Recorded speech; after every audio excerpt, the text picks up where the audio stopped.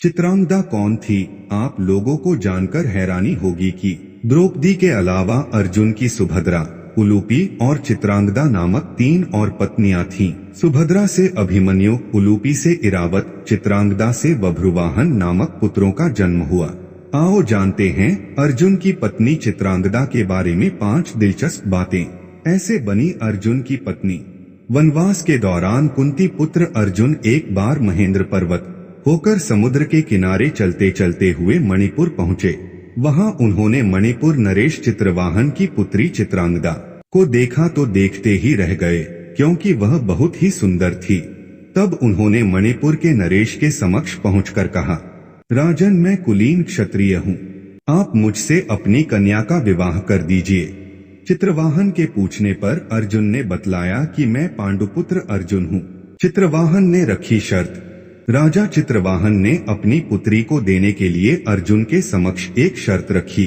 शर्त यह थी कि उसका पुत्र अर्जुन और चित्रांगदा का पुत्र चित्रवाहन के पास ही रहेगा, क्योंकि पूर्व युग में उसके पूर्वजों में प्रभंजन नामक राजा हुए थे। उन्होंने पुत्र की कामना से तपस्या की थी, तो शिव ने उन्हें पुत्र प्राप्त करने का वरदान देते हुए यह भी कहा था कि हर पीढ़ी में एक ही संतान हुआ करेगी। अतः चित्रवाहन की संतान वह कन्या ही थी। नरेश ने कहा, मेरे यह एक ही कन्या है, इसे मैं पुत्र ही समझता हूँ। इसका मैं पुत्रिका धर्म अनुसार विवाह करूंगा, जिससे इसका पुत्र हो जाए और मेरा वंश प्रवर्तक बने। अर्जुन ने कहा, ठीक है, आपकी शर्त मुझे मंजूर है। और इस तरह अर्जुन और चित्रांगदा का विवाह हुआ। कुछ काल तक अर्जुन ने चित्रांगदा के साथ वैवाहिक जीवन का आनंद लिया और उसके बाद उनको एक पुत्र हुआ। पुत्र का नाम बभ्रुवाहन रखा गया। पुत्र जन्म के उपरांत उसके पालन का भार चित्रांगदा पर छोड़ अर्जुन ने विदा ले ली। चलने से पूर्व अर्जुन ने कहा कि कालांतर में युधिष्ठिर राजसूय यज्ञ करेंगे, तभी चित्रांगदा अपने पिता के साथ इंद्रप्रस्थ आ जाए। वहां अर्जुन के सभी संबंधियों से मिलने का सुयोग मिल जाएगा। बभ्रुवाहन ने किया अर्जुन का वध। एक बार जब युधिष्ठिर ने अश्वमेध यज्ञ किया था, तब यज्ञ का अश्व मणिपुर जा पहुंचा। अश्व के साथ अर्जुन थे। वह घोड़ा घूमते घूमते मणिपुर जा पहुंचा। मणिपुर नरेश बभ्रुवाहन ने जब सुना कि मेरे पिता आए हैं, तब वह गणमान्य नागरिकों के साथ बहुत सा धन साथ में लेकर बड़ी विनय के साथ उनके दर्शन के लिए नगर सीमा पर पहुंचा। मणिपुर नरेश को इस प्रकार आया देख अर्जुन ने धर्म का आश्रय लेकर उसका आदर नहीं किया। उस समय अर्जुन कुछ कुपित होकर बोले, बेटा, तेरा यह ढंग ठीक नहीं है। जान पड़ता है तू क्षत्रिय धर्म से बहिष्कृत हो गया है। पुत्र, मैं महाराज युधिष्ठिर के यज्ञ संबंधी अश्व की रक्षा करता हुआ तेरे राज्य के भीतर आया हूँ, फिर भी तू मुझसे युद्ध क्यों नहीं करता? क्षत्रियों का धर्म है युद्ध करना। अर्जुन ने क्रोधित होकर कहा, तुझ दुर्बुद्धि को धिक्कार है।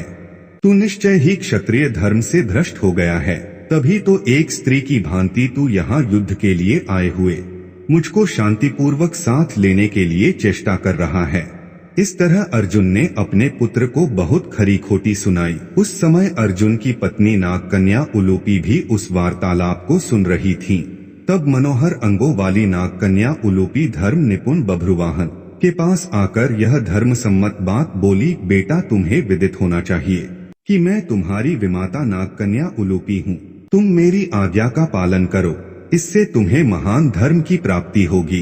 तुम्हारे पिता कुरुकुल के श्रेष्ठ वीर और युद्ध के मद से उन्मत्त रहने वाले हैं, अत इनके साथ अवश्य युद्ध करो। ऐसा करने से ये तुम पर प्रसन्न होंगे, इसमें संशय नहीं है।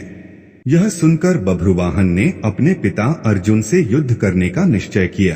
तब अर्जुन और बभ्रुवाहन के बीच घोर युद्ध हुआ। कहते हैं कि इस युद्ध में बभ्रुवाहन मूर्छित हो गए थे और अर्जुन मारे गए थे। चित्रांगदा का विलाप। अर्जुन के मारे जाने का समाचार सुनकर युद्ध भूमि में अर्जुन की पत्नी चित्रांगदा पहुंचकर विलाप करने लगी। वह उलूपी से कहने लगी कि तुम्हारी ही आज्ञा से मेरे पुत्र बभ्रुवाहन ने अपने पिता से युद्ध किया। चित्रांगदा ने रोते हुए उलूपी से कहा कि तुम धर्म की जानकार हो बहन, मैं तुमसे अर्जुन के प्राणों की भीख मांगती हूँ। चित्रांगदा ने उलूपी को कठोर और विनम्र दोनों ही तरह के वचन कहे। अंत में उसने कहा कि तुम्ही ने मेरे बेटे को लड़ाकर उनकी जान ली है। मेरा बेटा भले ही मारा जाए, लेकिन तुम अर्जुन को जीवित करो, अन्यथा मैं भी अपने प्राण त्याग दूंगी। तभी मूर्छित बभ्रुवाहन को होश आ गया और उसने देखा कि उसकी माँ अर्जुन के पास बैठकर विलाप कर रही है और विमाता उलूपी भी पास ही खड़ी है। बभ्रुवाहन अपने पिता अर्जुन के समक्ष बैठकर विलाप करने लगा और प्रण लिया कि अब मैं भी इस रणभूमि पर आमरण अनशन कर अपनी देह त्याग दूंगा। पुत्र और माँ के विलाप को देख सुनकर उलूपी का हृदय भी पसीज गया और उसने संजीवन मणिका का स्मरण किया। नागों के जीवन की आधारभूत मणि उसके स्मरण करते ही वहां आ गई।